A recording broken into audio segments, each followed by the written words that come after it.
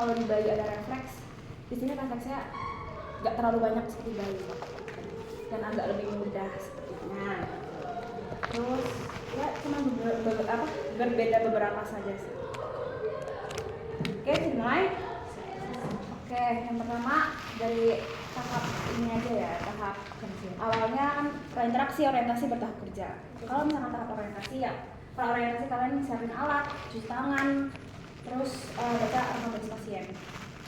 Terus untuk orientasi, karena ini anak ya, kalau bayi kan memang biasanya dengan ruangan orang tua itu berbeda, tapi kalau anak di real life-nya itu akan sama orang tua. Kenapa? Supaya anak juga merasa nyaman dan aman. Jadi ya kalau di sini kita anak akan tiduran gitu, tapi kalau misalkan di real life itu pasti anak bakal digendong dan kalian ya meskipun digendong tetap aja harus meriksa gitu, karena anaknya nyamannya seperti itu. Gitu. Dari tahap orientasi kalian bisa jelasin dulu perkenalan diri ke orang tua gitu, sebutin kalian tujuan ngapain, terus kontrak waktu, sama tanya apakah dia mau tanya atau enggak. Kalau enggak baru tutup tirai langsung ke pasien gitu. Untuk pemeriksaan fisik biarin orang tuanya satu ada yang nemenin gitu ya, jadi anaknya juga nggak merasa takut dan aman. Nah untuk pemeriksaan fisiknya itu yang pertama ada kesadaran umum. Nah di kesadaran umum ini agak berbeda dengan bayi ya. Di kesadaran umum itu yang harus diperiksa adalah kesadarannya. Kalau di bayi itu kan ada kompos mentis sama letargis. Nah kalau di anak ini ada 6. Ada kompos mentis, apatis, terus ada somnolen, delirium, stupor, sama koma. Udah tahu semuanya? Ya, kompos mentis dia abainya aktif, nangisnya aktif. Tapi kalau misalkan apatis itu dia lebih ke kayak aktif gitu. Jadi dia beri rangsangan dia nggak fokus. Itu aktif. Terus kalau somnolen dia lebih ke ngantuk. Jadi dia beri rangsangan itu dia baru bangun. Itu somnolen. Gitu. Kalau delirium itu aku lupa. Kalau delirium dia apa ya? Iya, kesadaran dia menurun. Itu delirium. Kalau stupor meskipun udah mau menuju koma gitu loh. Jadi kalau misalkan kalian beri rangsangan berat juga dia nggak akan merangsang. Dia akan kalau diberi rangsangan berat dia akan memberi rangsangan balik gitu. Tapi kalau misalkan koma kan udah enggak ya. Jadi dia udah memberi rangsangan. Itu. Terus postur tubuh, di kesadaran umum ada kesadaran umum sama postur tubuh. Di postur tubuh itu bayinya gimana? Dia tegang nggak, anaknya tegang nggak, terus dia lemah nggak gitu, terus atau enggak merungkuk atau apa ya, menggulung gitu anaknya. Nah itu bisa menandakan bahwa anaknya sakit gitu ya. Jadi ada sakitnya ringan, sedang, berat. Kalau misalkan ringan biasanya dia meringis, tapi kalau udah sampai dia menggulung, apa sih namanya? Ya meringkuk. Nah itu meringkuk dia berarti udah berat. Gitu.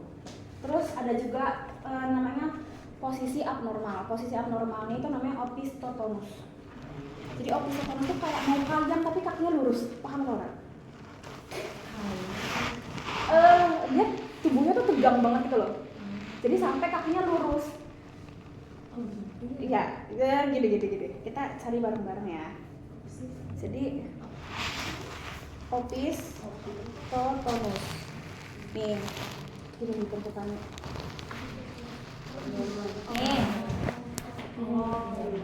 Nah, itu abnormal itu. Gitu. Paham. Jadi kayak orang kalau nggak tahu itu kayak seakan-akan anaknya kayak kesurupan, tapi enggak, itu opistotonus. Biasanya gara-gara tetanus. Itu di kesadaran umum. Lanjut setelah kesadaran umum TTV. TTV seperti biasa, cek tekanan darah, cek nadi, suhu, terus RR, berat badan, tinggi badan, lingkar kepala, lingkar lengan. Gitu. Untuk tekanan darah itu biasanya beda-beda ya. Kayak untuk tekanan darah itu kalau misalkan 1 sampai 7 tahun itu sistoliknya umur ditambah 90. NNHG itu sistolik. Dia sistoliknya dia 56 biasanya. Terus kalau misalkan 8 sampai 18 tahun biasanya dia 2 kali umur ditambah 90. Itu sistoliknya. Kalau diastoliknya dia umur ditambah 52 biasanya. Itu ada di buku semuanya kawan-kawan. Kalau RR respiratory dia 3 sampai 10 tahun itu dia 20 kali 28 sampai 28 kali per menit. Terus kalau 10 sampai 14 dia biasanya 16 sampai 20 kali per menit. 16 sampai 18 tahun dia 12 sampai 20 tahun. Semua ada di buku pokoknya. Udah suhu normal 36,5 sampai 37,5. Gitu. Lingkar-lingkar sudah baru masuk ke head to toe. Gitu. Di head to toe itu biasanya dilihat itu pertama rambutnya gimana, diinspeksi persebaran rambutnya gimana, apakah banyak, lebat, distribusinya gimana, apakah ada lesi atau enggak, atau infeksi kulit kepala. Untuk normalnya rambutnya lebat, terus tidak mudah tercabut juga, gitu. Terus untuk abnormalnya biasanya kalau ada masalah kok bayinya ada kayak pitak gitu loh. Tapi pitaknya benar-benar bukan botak ya, tapi langsung kulit kepala. Itu kadang itu alopecia. Itu alopecia. Itu alopecia. Itu penyakit bawaan biasa. Gitu.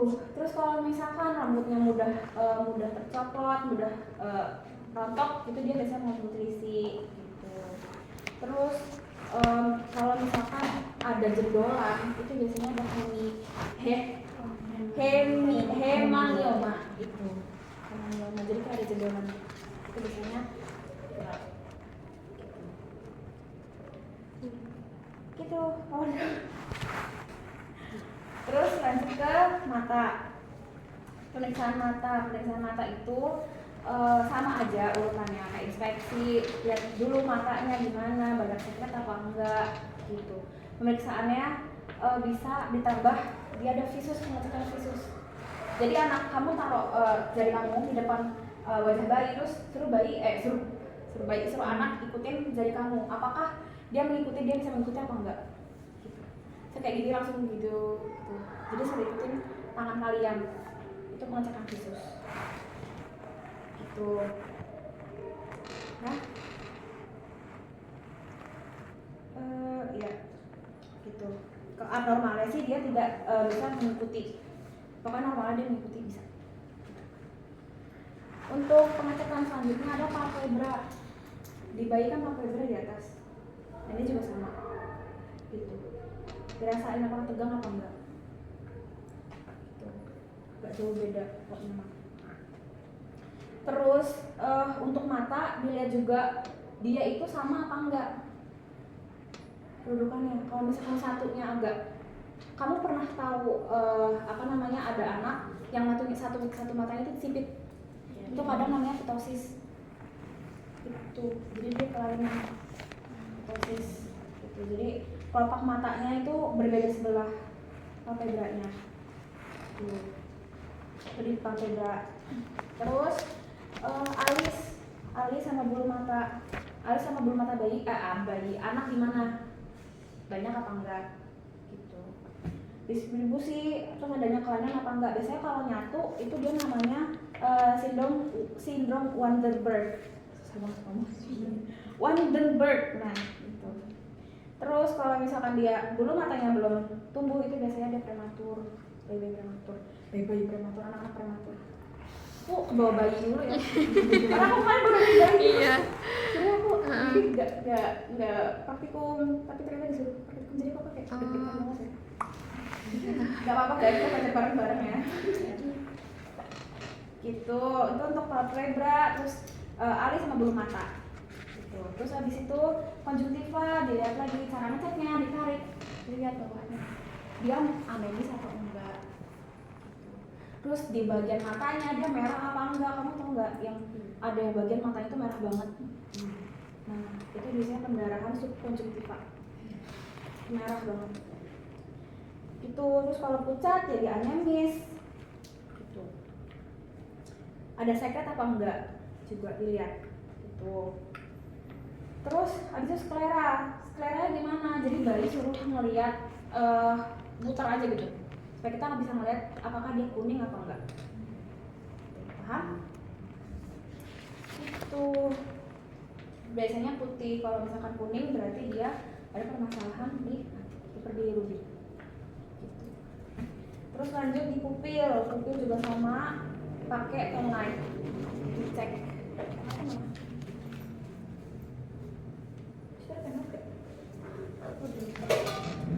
Nah, dicek pakai pen light. Cek pakai pen light, apakah dia langsung mengecil apa enggak? Normalnya langsung mengecil, sebelah dicek.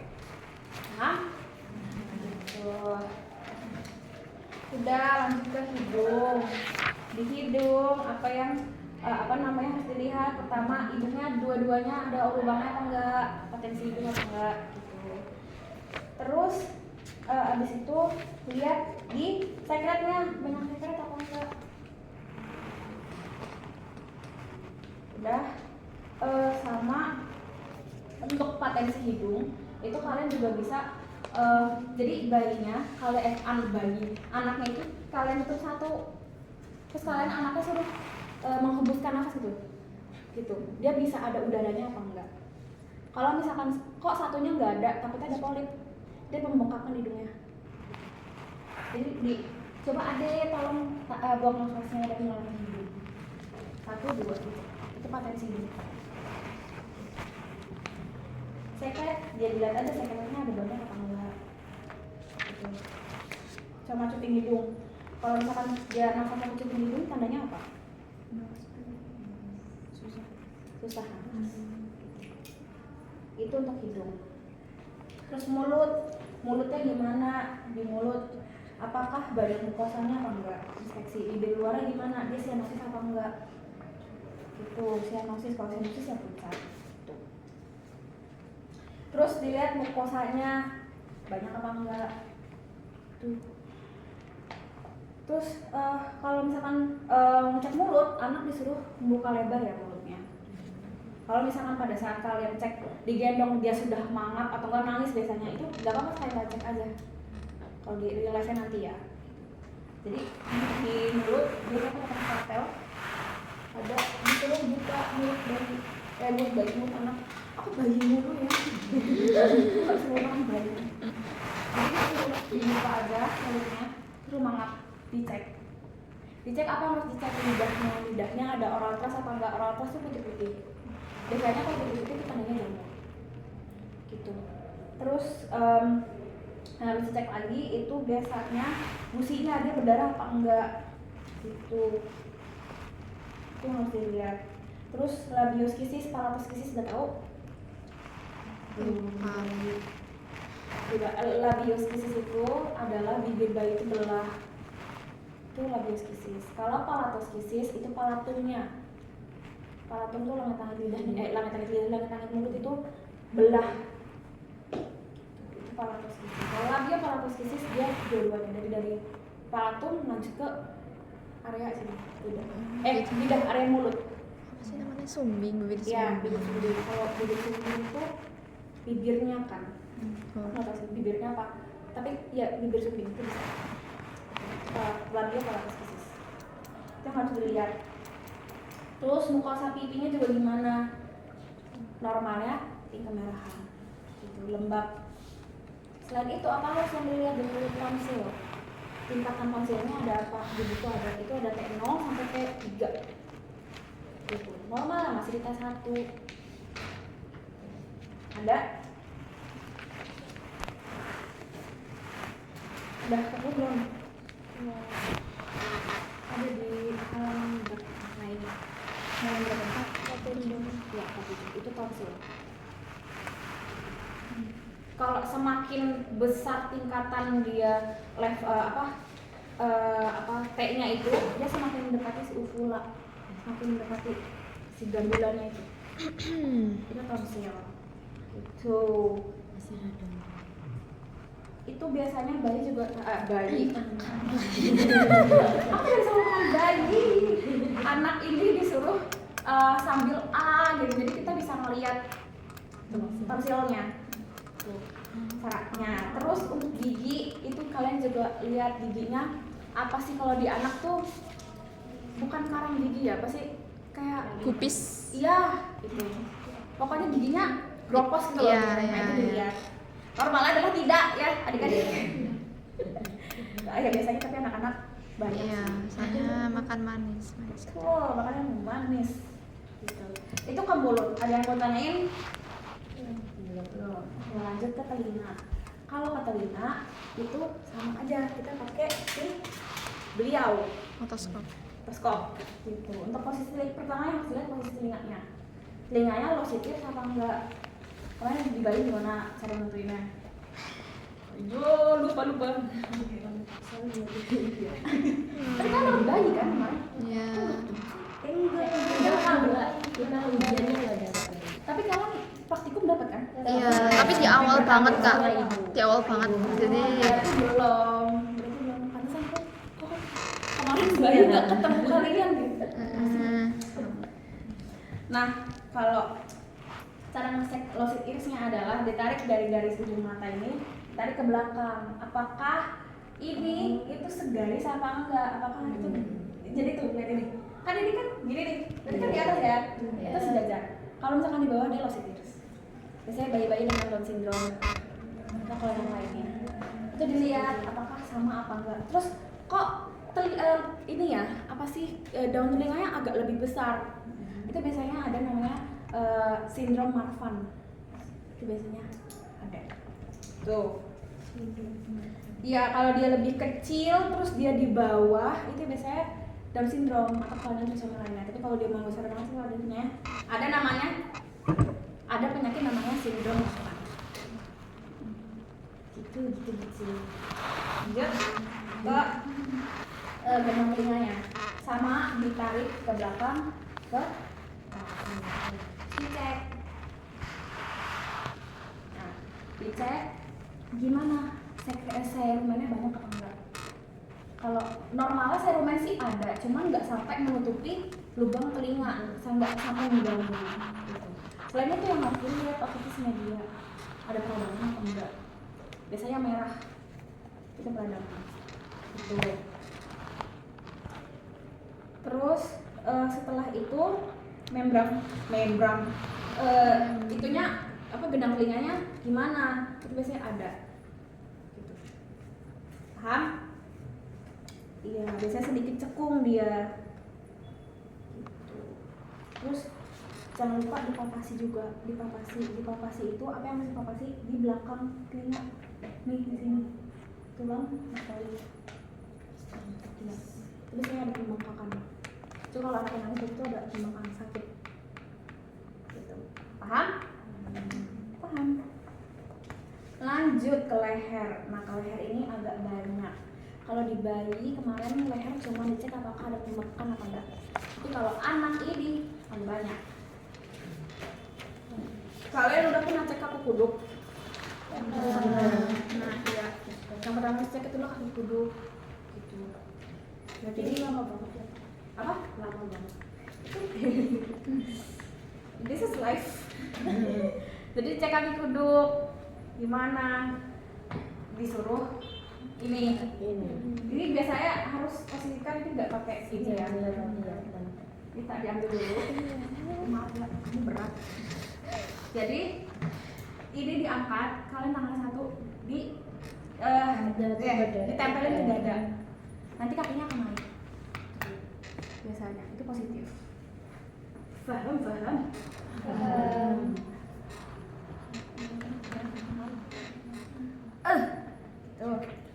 Itu kaki beda. Terus pembengkakan di leher. Di leher itu biasanya dipalpasinya ada dua. Kelenjar getah bening sama kelenjar tiroid. Kalau kelenjar getah bening ada yang bisa aku palpasi, kelihatan? Cewek. Sini. Nih, untuk kelenjar getah bening itu dari bawah sini kalian papasin, kalian rasain ke belakang, ke apa sih nama ini, rahang ini. Ya, rahang belakang. Dari sini kalian rasain ke sini, naik ke area sini, depan telinga ini. Apa sih jambang? Nah, dalam bahasa kita aja ya, gitu sini. Terus lanjut ke belakang telinga, gitu. Dari ke belakang telinga, punten yang naik ya. Dari ke belakang telinga ke belakang leher sini. Dari belakang leher turun ke bawah, lanjut ke area sini, pundak. Setelah itu baru ke area pundak ya. Itu dirasain. Apakah ada benjolan apa enggak? Banyak, sangat ya. Terus itu kalau misalkan kelenjar getah bening. Kalau kelenjar tiroid yang harus kalian rasakan adalah itu nih. Ini di sini. Jadi di sini di terus suruh anaknya menelan. Kita akan merasa ada benjolan apa enggak. Jadi kalau kelenjar getah bening dari sini nih, rasain ke belakang, kalian ini aja, kalian susurin, terus ke atas, sebelah belakang ke atas, sini, terus ke belakang telinga, turun ke tulang masak ini tadi, turun lagi ke sini, lanjut ke belakang, turun lagi, terus lanjut ke sini, rasain, baru masuk ke area aksila. Tuh bagi anak nggak akan ngerasa sakit, tapi kitanya akan ngerasa itu ada cendolan apa enggak. Biasanya lebih dari 1 cm. Paham? Semangat ya. Siap. Boleh ulangi, nggak mau video boleh nggak? Waduh.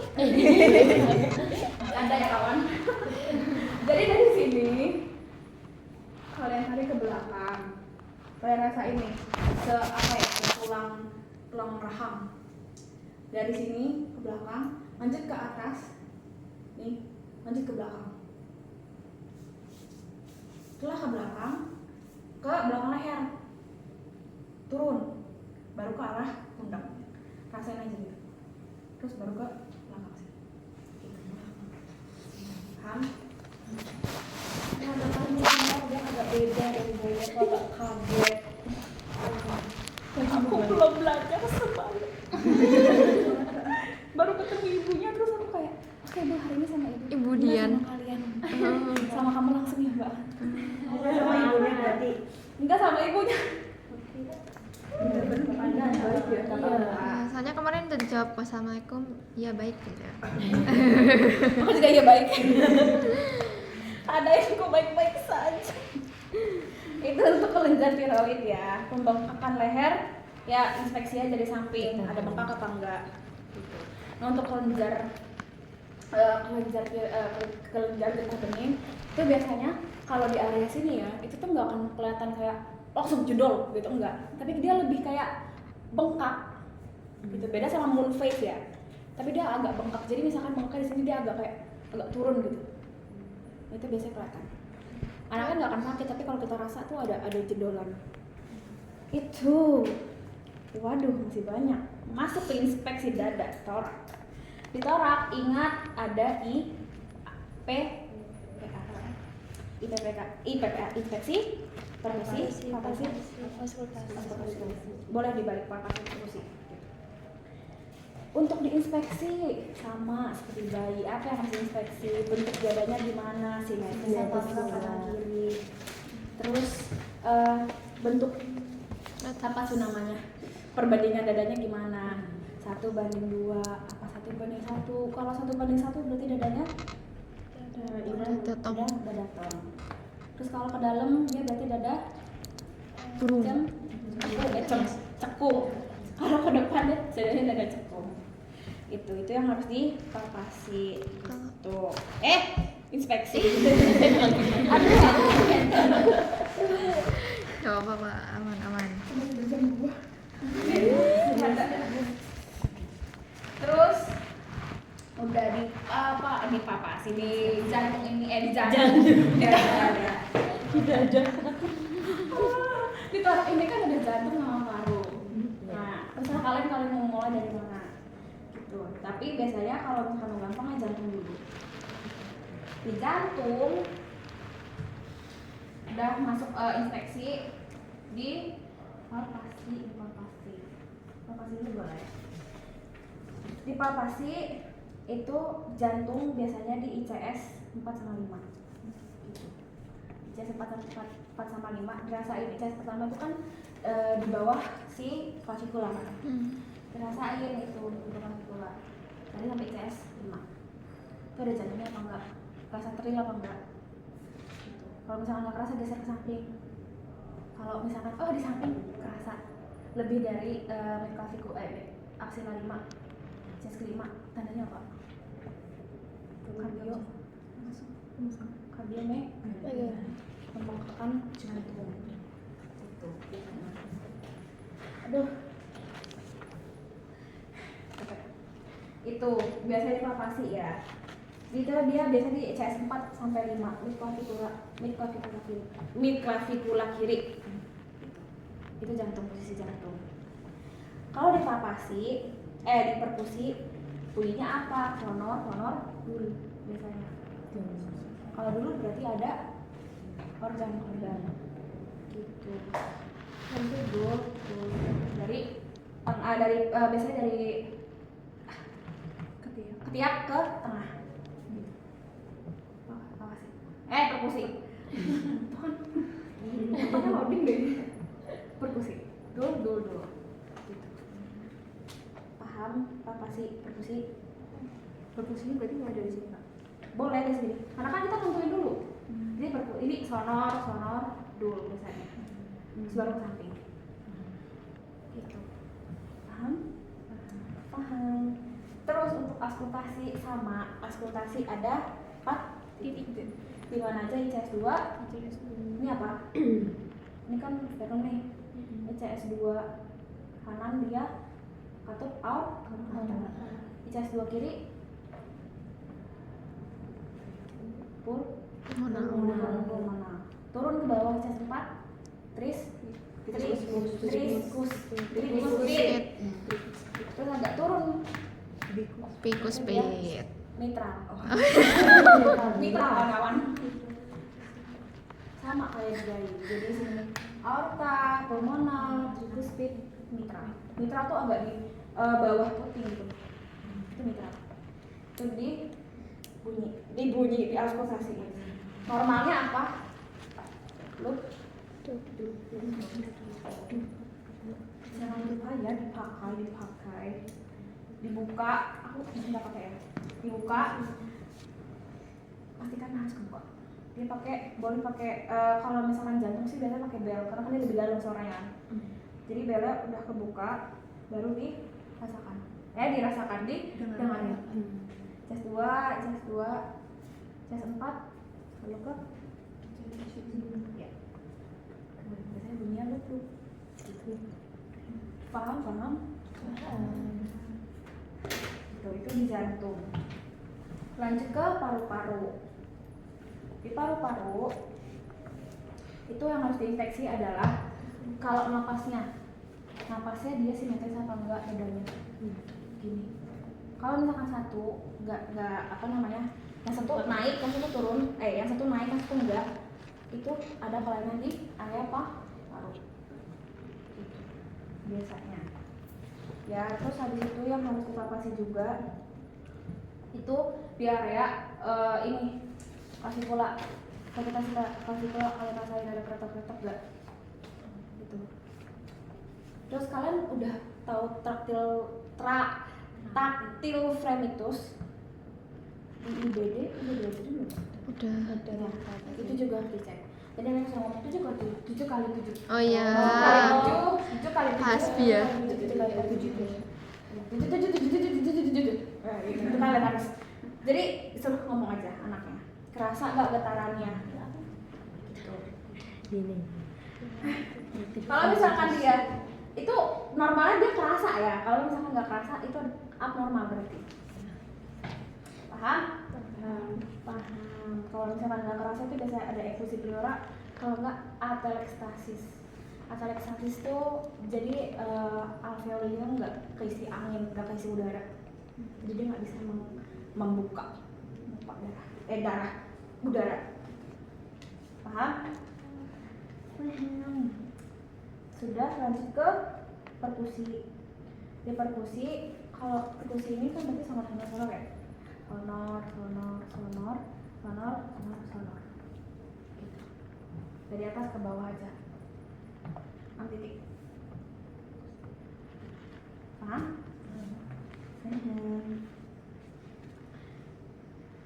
Kalau misalkan apa namanya? Oh ya, sama karena paru-paru itu kan bentukannya gini ya. Jadi juga agak ke samping kalau di bawah.